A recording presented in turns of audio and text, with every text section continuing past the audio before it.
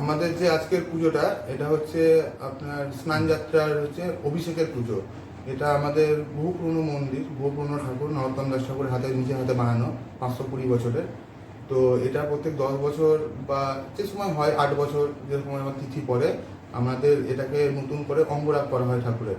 অঙ্গরাগ করে আবার অঙ্গরাগ করলেই আমাদের প্রাণ প্রতিষ্ঠা করতে হয়, অভিষেক করতে হয় ঠাকুরের। তো সেইটা আবার হচ্ছে আজকে সেই শুভ দিনে এটা আমরা সম্পন্ন করছি।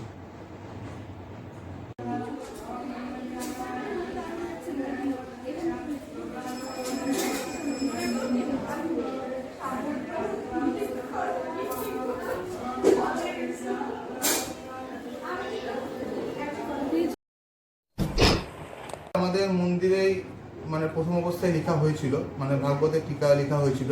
আমাদের এখানে একটা প্রেসও ছিল পুরনো, প্রেসটার নাম হচ্ছে রাধা রমন যন্ত্র।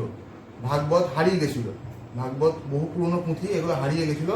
এইখানে আবার ছাপানো হয়েছিল রাজা মনীন্দ্রচন্দ্র নন্দীর উদ্যোগে, ঠিক আছে। তো এখানে ছাপানো হয়েছিল। তো উনি যে মানে এই আমাদের 26 বছর আগে এখানে ভাগবত পাঠ মোটামুটি মন্দিরে পুরোপুরি বন্ধ হয়ে যায়। নিত্য পুজো আমাদের প্রত্যেক দিন হয় 3 বেলা করে।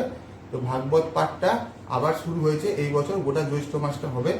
এরপর থেকে প্রত্যেক দিন শনিবার করে ভাগবত পাঠ হবে। মানে গোটা জ্যৈষ্ঠ মাসটা হওয়ার পর পুরোপুরি প্রতি মাসে শনিবার ভাগবত পাঠ হবে। সকাল কটা থেকে টাইম আছে? মানে অনেকেই তো শুনতে ভালোবাসে। সন্ধ্যে 7টার সময় ভাগবত পাঠ হবে। আচ্ছা, প্রত্যেক মানে দিন এখন সন্ধ্যে 7টার সময় হচ্ছে। আর প্রত্যেক শনিবার জ্যৈষ্ঠ মাসের পর থেকে আষাঢ় মাস থেকে সপ্তাহে শনিবার সন্ধ্যেবেলায় হবে 7টা থেকে পাঠ, সন্ধ্যা আরতির পরে ভাগবত পাঠ হবে। আচ্ছা। আর